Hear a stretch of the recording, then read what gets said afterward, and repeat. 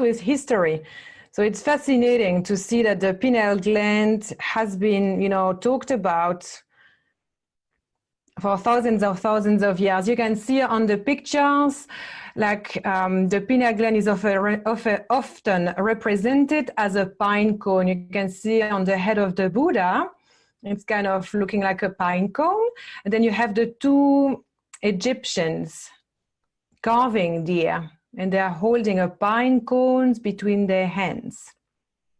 And then we have a fountain in Italy, like a massive pine cone between peacocks. So I always find it fascinating to be able to observe that all through our history, so many different cultures, so many different, shamanic tradition, religious tradition, cultural traditions, all share similar knowledge. Apparently, Jesus said that the lamp of the body is the eye. If therefore your eyes is sound, your whole body will be full of light. And I feel that it's really beautiful because the pineal gland is literally the third eye. It's deep within the brain.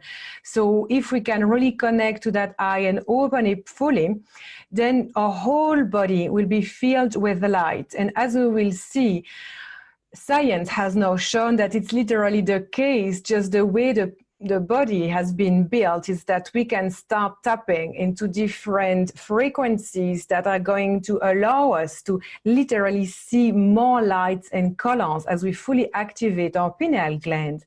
And I don't know if any of you go into deep meditative state, but I have experience when I go really deep, like it's just pure light inside of me. There is nothing else. So it's like full-on pineal gland activation, right? And then there's Descartes, the philosopher and scientist, who said that the pineal gland is the seat of the soul. Like there were so many references that I could have written 10 slides, but it would have been boring and too much. So I just stick with these two, just to show that generally speaking, like the pineal gland has been really studied all through our history. Okay, next slide. So check this out. This is absolutely amazing. The eye of Horus that we can see on the bottom left-hand side, or the falcon. And as you can see, there is, so it's a sagittal cross section from the plane. So if we cut like this, sagittal cross, then we can see that inside the brain. My friend Melissa could confirm, like she's just been dissecting brain a couple of months ago in the States. So we can see here the cross section of the brain is literally like the same as the eye of Horus. So we can see the little curl at the bottom of the eye of Horus, that dot there is actually the pineal gland. So they've put the eye on top of the picture. So that, I thought that it was an amazing photo, as we can see this representation. So obviously Egyptians really nailed it. Okay, next slide. And another amazing symbol. And this is the Fibonacci spiral, or the golden mean. And you can see it spiraling all around it. And right at the center, what we find, it's the pineal gland. And it is this spiral that it's like self-continuing. It constantly, it's like hypnotic spiral. And of course, it can be found inside of shells and like flowers. So it's the symbol of whole of creation, the galaxies as well. So we can really see that this pattern is present everywhere, and it is present inside our brain also.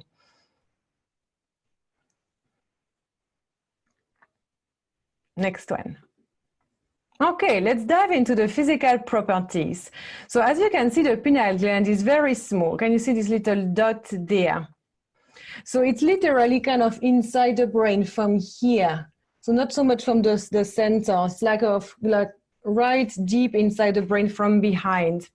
And the pineal gland is responsible to produce serotonin and melatonin. So serotonin is being produced when we open our eyes and are in contact with light. So in the morning, we open our eyes and then we receive light. And the light is going to come straight into the pineal gland. And the pineal gland is going to start producing serotonin, which is the awake hormone. and it's going to keep us awake all day. And then at night, as we close our eyes, the process is reversed, and the pineal gland is then going to start producing melatonin, which regulates our sleep. And the highest peak of melatonin can be recorded between 12 a.m. and 4 a.m. It's interesting because a lot of people sometimes wake up at 4 a.m. Like very often, if I wake up at night, it's going to be around 3:30 or 4 a.m., which is really like after the peak of the melatonin reaching, activating in the pineal gland. And it's also the time where if we want to wake up early, like super early, we can be extremely productive at 4 a.m. So I find it interesting. So melatonin is an extremely important hormone. Like we could talk about, about the melatonin for hours, but it's going to regulate our nervous system. So if we are super stressed, we're going to decrease the amount of melatonin inside our body. And because we decrease the amount of melatonin inside our body, then we can't sleep properly. Because when we are fully awake, when we are super stressed, like if we are constantly on a stress response and we think that the brain is going to respond like in terms of danger, it's like the brain thinks, oh, it's dangerous, like maybe there's an enemy coming, or maybe I'm going to start starving because there is not enough food. So like the brain doesn't distinguish between like real stress and danger and fake stress.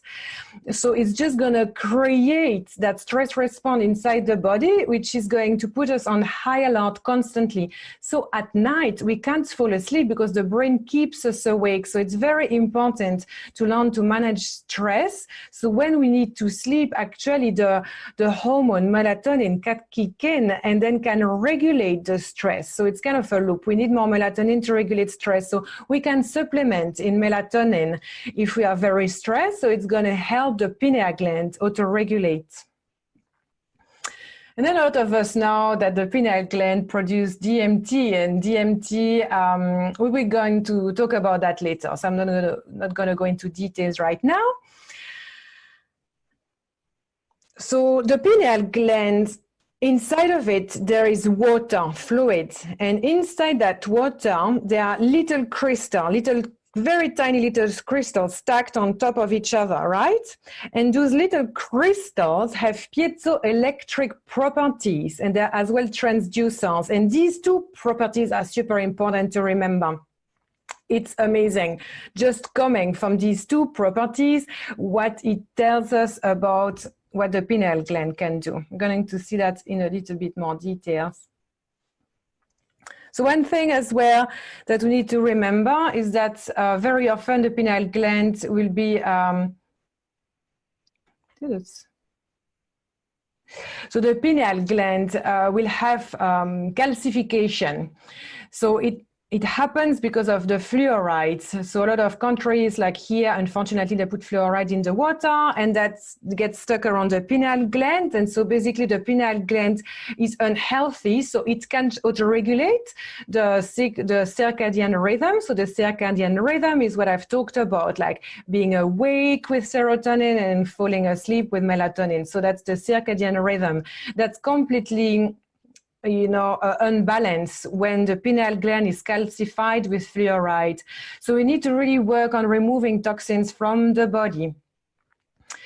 Practicing fasting and intermittent fasting is very healthy. It's very important as well, because when we practice fasting and intermittent fasting, we help our cells to regenerate and go through a process of detoxification and autophagy. So I'm not going to go too much into detail. There's a lot of information about that. But I can tell you that since I started practicing intermittent fasting, like full on for like months now, like my intuition has really increased, and it was already powerful before, but now it's like constant clarity in the mind, like no energetic modifier, and then constant clarity. It's like pure thoughts and alignment just coming from fasting. And then we can supplement. So I'm not a doctor, I'm not a naturopath or herbalist. So there are lots of people out there who can help you. So if you're interested into really connecting to your pineal gland and understanding how it works, then I would highly recommend that you do more research on that.